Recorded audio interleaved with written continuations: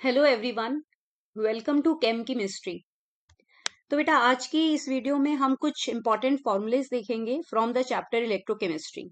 ये class 12th का second chapter है और बहुत ही ज्यादा इंपॉर्टेंट है। अगर हम सीबीएसई में बात करें तो बोर्ड में ये अराउंड 9 मार्क्स का आता है, जिसमें से न्यूमेरिकल्स जो होते हैं वो अराउंड 5 मार्क्स के होते हैं। ठीक है, तो न्यूमेरिकल जब भी हम करते हैं तो जनरली बच्चे दो तरीके की प्रॉब्लम फेस करते हैं। पहली प्रॉब्लम, या तो वो फॉर्मूले याद नहीं रहते हैं उन्हें। पहली प्रॉब्लम है कि they forget the formula. Okay, and the second problem is they remember the formula but they do the calculation error. ठीक है, तो या तो कैलकुलेशन उनकी रॉन्ग होती है या फिर उनका फॉर्मूला रॉन्ग होता है। So these two are the main areas जहां पे बच्चों को दिक्कत आती है। तो सबसे पहले तो आता है बेटा फॉर्मूला। अगर आपको फॉर्मूला ही नहीं पता, ठीक है, तो आप क्या अप्रोच लगाएंगे और क्या ही आप कैलकुलेशन करेंगे। तो सबसे पहले आप क्या करेंगे, सारे फॉर्मूले आज के इस वीडियो में मैं डिस्कस करूंगी। Very quickly I will take, जिससे कि आप जब ये वीडियो देखें तो आपको सारे फॉर्मूले टिप्स पे हों।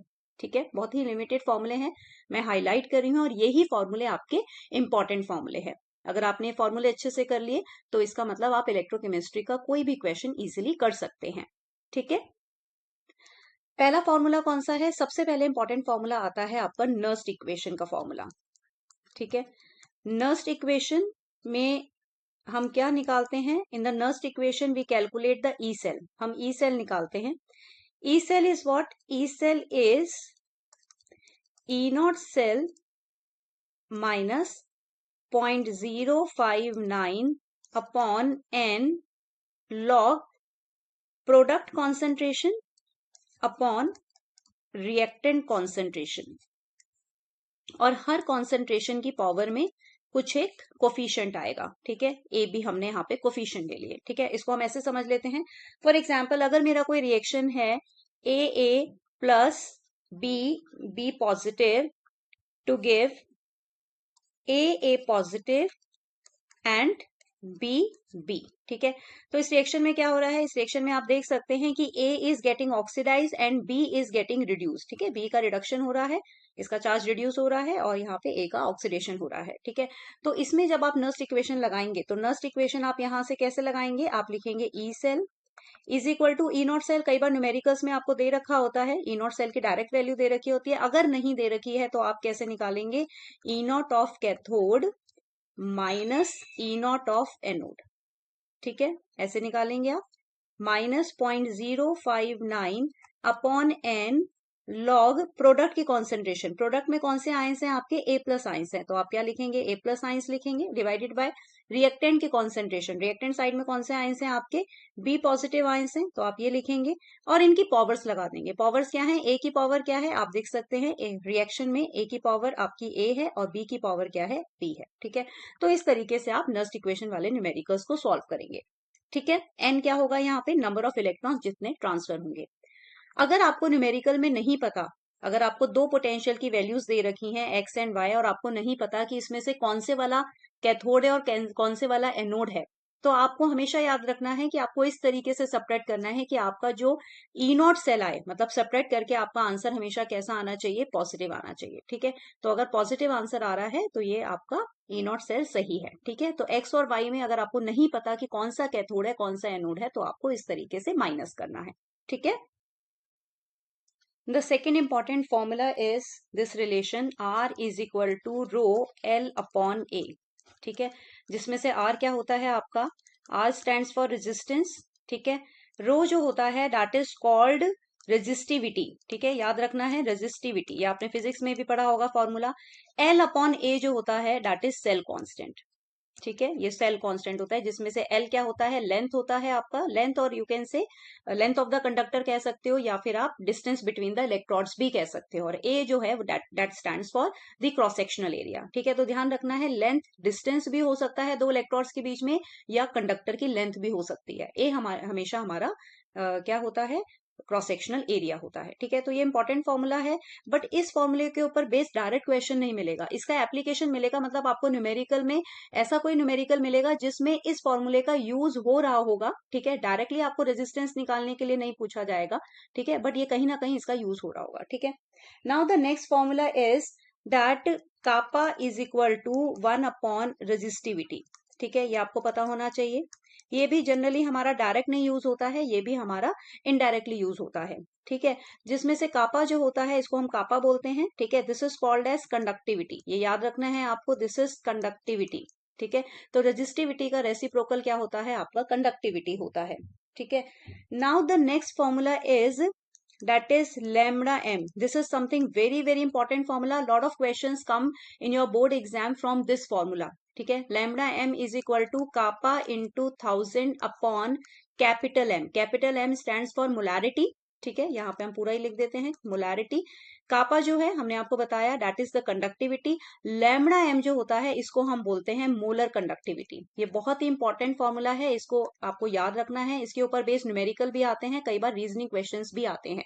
ठीक है, अच्छा, तो यहाँ पे क्या है, आपको कई बार न्यूमेरिकल में आपको मोलर कंडक्टिविटी निकालने के लिए बोलते हैं। ठीक है, मोलर कंडक्टिविटी निकालने के लिए बोलते हैं और रेजिस्टिविटी दे रखी होती है, तो आप क्या करेंगे, रेजिस्टिविटी से पहले कंडक्टिविटी निकालेंगे। ठीक है, और कंडक्टिविटी निकाल लेंगे मतलब आपको कापा मिल जाएगा, और फिर आप कॉन्सेंट्रेशन का यूज करके मतलब मोलैरिटी का यूज करके आप मोलर कंडक्टिविटी निकालेंगे। ठीक है, तो इस तरीके से आपको याद रखना है। Now the next formula is you should know this called Rash law formula that stands for this lambda m naught. lambda m naught अगर आप किसी भी इलेक्ट्रोलाइट का ले रहे हैं, ठीक है, कोई भी इलेक्ट्रोलाइट ले सकते हैं आप, KCl लिया, ठीक है, NaCl लिया आपने, MgCl2 लिया, जो भी आपने इलेक्ट्रोलाइट लिया है, मतलब जो भी आपने कोई भी अपना सॉल्ट लिया है या एसिड लिया है या बेस लिया है, इन्हीं को हम इलेक्ट्रोलाइट कहते हैं। ठीक है, इलेक्ट्रोलाइट में हमेशा क्या होता है, आयंस प्रेजेंट होते हैं। तो किसी भी इलेक्ट्रोलाइट की जो लिमिटिंग मोलर कंडक्टिविटी होती है इसको हम बोलते हैं लिमिटिंग मोलर कंडक्टिविटी। ठीक है, now this limiting molar conductivity it is equal to the sum of the conductivity of cation and anion. ठीक है, ये आपको याद रखना है कि ये जो कंडक्टिविटी होती है ये केटायन और एनाइन के सम के इक्वल होती है। ठीक है, मतलब आपको क्वेश्चन में हो सकता है लिमिटिंग मोलर कंडक्टिविटी निकालने के लिए बोले और आपको क्या दे रखा है, केटायन और एनाइन की आपको वैल्यूज गिवन है, तो आप सिंपली एडिशन करेंगे और आप इस तरीके से निकाल लेंगे। ठीक है, बट ये भी क्वेश्चन आपको डायरेक्ट नहीं मिलेगा, इसका भी एप्लीकेशन मिलेगा। जैसे एक और टर्म होती है जिसे हम बोलते हैं एल्फा। एल्फा हमारा क्या होता है, that is called degree of dissociation. Okay, degree of dissociation, आपको पता है कि जो आपका इलेक्ट्रोलाइट होता है जब आप उसे वाटर में डिसॉल्व करते हैं तो वो डिसोसिएट हो जाता है। ठीक है, वो टूट जाता है, बट हर इलेक्ट्रोलाइट पूरी तरीके से नहीं टूटता है, कुछ इलेक्ट्रोलाइट स्ट्रांग होते हैं, कुछ वीक होते हैं। तो जो वीक होते हैं वो 100% डिसोसिएट नहीं होते हैं, तो उनकी डिग्री ऑफ डिसोसिएशन फिक्स नहीं होती है। ठीक है, तो अगर किसी इलेक्ट्रोलाइट की डिग्री ऑफ डिसोसिएशन निकालनी होती है तो उसका फॉर्मूला क्या होता है, lambda m upon lambda m naught. ठीक है, ये क्या है, लैम्बडा एम नॉट हमने आपको पहले ही ऊपर बता दिया, that is limiting molar conductivity, and lambda m क्या है, it is simple molar conductivity. ठीक है, तो अगर आप दोनों को डिवाइड करेंगे तो आपको क्या मिलेगा, एल्फा मिलेगा। तो ये भी आपको न्यूमेरिकल मिल सकता है कि आपको लैम्बडा एम गिवन है और लैम्बडा एम के साथ साथ आपको केटाइंस और एनाइंस की मोलर कंडक्टिविटी गिवन है, लिमिटिंग मोलर कंडक्टिविटी गिवन है। तो आप क्या करेंगे, जो केटाइंस और एनाइंस की लिमिटिंग मोलर कंडक्टिविटी है उसको ऐड करके आप क्या करेंगे, लिमिटिंग मोलर कंडक्टिविटी निकाल लेंगे पूरे इलेक्ट्रोलाइट की, और जब आपको लिमिटिंग मोलर कंडक्टिविटी मिल जाएगी तो आप नॉर्मल वाली मोलर कंडक्टिविटी इन दोनों को आपस में डिवाइड करके you can calculate the degree of dissociation. Okay, now the next formula is the formula for dissociation constant। ठीक है, ये dissociation constant है कि ये फॉर्मूला बेटा आपने सोल्यूशन चैप्टर में भी पढ़ा है। ठीक है, वहां पे भी आपने dissociation constant आपने करा है। ठीक है, के आपने यूज करा है वहां पे भी, तो आपको पता है कि dissociation constant degree of dissociation से कैसे निकलता है, C alpha square upon 1 minus alpha. तो ये आपका रिपीटिशन ही है। ठीक है, तो अगर आपको लैम्बडा एम पता है और लैम्बडा एम नॉट पता है तो आप दोनों को डिवाइड करके क्या निकाल सकते हैं, अल्फा निकाल सकते हैं।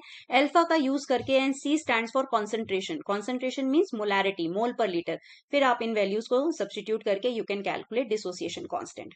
ठीक है, now the last formula that is m is equal to z into Q. ठीक है, जिसमें से m क्या है आपका, mass of the metal deposited, जितना मास आपका मेटल का डिपॉजिट हो रहा है, आप देख लीजिए क्वेश्चन में क्या निकालने के लिए पूछा है, अगर आपसे मास ऑफ मेटल डिपॉजिटेड पूछा है, ठीक है। तो ये आपका कैसे डिपॉजिट होगा, यहाँ पे आपने फेराडे लॉ ऑफ इलेक्ट्रोलिसिस पढ़े हैं, आपने पढ़ा है कि जब हम इलेक्ट्रोलिसिस करते हैं तो मेटल जो है वो इलेक्ट्रोड के ऊपर डिपॉजिट होने लग जाता है। तो वो जो मेटल है जो डिपॉजिट होता है वो डिपेंड करता है कि आपने चार्ज कितना पास करा है, ठीक है। तो क्यू यहाँ पे क्या स्टैंड करता है, Q stands for charge passed, ठीक है। यहाँ से आपने कितना चार्ज पास करा है, that is the Q. And Z जो होता है आपका, Z is equal to equivalent weight divided by 96500, ठीक है, ये याद रखना है। इक्विवेलेंट वेट क्या होता है, that is molecular weight divided by charge on cation, charge on cation divided by 96500, ठीक है। जनरली यहाँ पे बच्चे बहुत गड़बड़ करते हैं क्योंकि इक्विवेलेंट वेट उन्हें निकालना ही नहीं आता है। न्यूमेरिकल में आपको इक्विवेलेंट वेट की जगह मॉलिक्यूलर वेट गिवन होता है। फॉर एग्जांपल अगर आपका कॉपर रिलेटेड कोई क्वेश्चन है तो आप क्या करेंगे, कॉपर सल्फेट अगर सोल्यूशन दे रखा है कि कॉपर सोल्यूशन, कॉपर सल्फेट में से आपने इलेक्ट्रिसिटी पास करी और आपका कॉपर मेटल डिपॉजिट हो गया, तो आप क्या, और यहाँ पे क्या गिवन है आपको, कॉपर का mass for example it is given 63.5, तो this is the molecular weight of copper, ये कॉपर का मॉलिक्यूलर वेट है। अब इस मॉलिक्यूलर वेट को आप इक्विवेलेंट वेट में कैसे कन्वर्ट करेंगे, आपको हमने बताया है कि इक्विवेलेंट वेट कैसे निकाला जाता है, molecular weight that mean 63.5 divided by charge on cation. तो आप देख सकते हैं कॉपर सल्फेट में कॉपर के ऊपर चार्ज क्या है, copper is a cation here, what is the charge here, 2 is the charge, तो 63.5 अपॉन 2, तो आपका जो इक्विवेलेंट वेट आएगा वो क्या आएगा, 63.5 अपॉन 2। तो ये आपको याद रखना है कि इक्विवेलेंट वेट आपका रॉन्ग नहीं होना चाहिए, ठीक है। तो ये फॉर्मूला है कि आप क्या करेंगे, जेड निकालेंगे, जेड निकालने के बाद आप चार्ज से मल्टीप्लाई कर देंगे। समटाइम्स आपको चार्ज नहीं गिवन होता है, बल्कि चार्ज की जगह आपको करंट और टाइम गिवन होता है कि कितने टाइम तक ये करंट पास करा गया। तो ये भी आपको पता है, आपने फिजिक्स में पढ़ा है अपनी जूनियर क्लासेस में कि Q इज इक्वल टू क्या होता है, I इंटू टी होता है, जिसमें से I क्या होता है, I is the current and T is the time, ठीक है, for which the current has been passed. Okay, so these 8 formulas are the important formulas. These are the only formulas in this chapter and extremely important. So I request you all to first learn them and then do the maximum practice based on these formulas. And always you can follow one thing, that you try to solve 5 questions, I mean to attempt 5 questions every day, 5 numerical आप attempt करें। Attempt करने के बाद उनमें से 3 numericals को आप लोग सॉल्व करें एंड 2 न्यूमेरिकल्स का सिर्फ आप ये देख लीजिए कि आपको उसकी अंडरस्टैंडिंग होनी चाहिए, means you should be aware of the approach which you will be using while solving the numerical, ठीक है।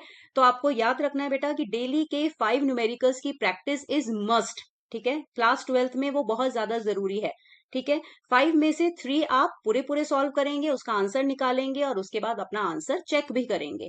2 जो रिमेनिंग न्यूमेरिकल्स होंगे उनका आप मेथड देख लेंगे एक बार कि उसका मेथड आपको पता है कि नहीं पता है, ठीक है।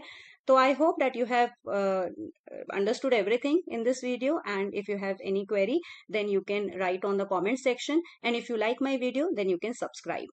Okay, thank you.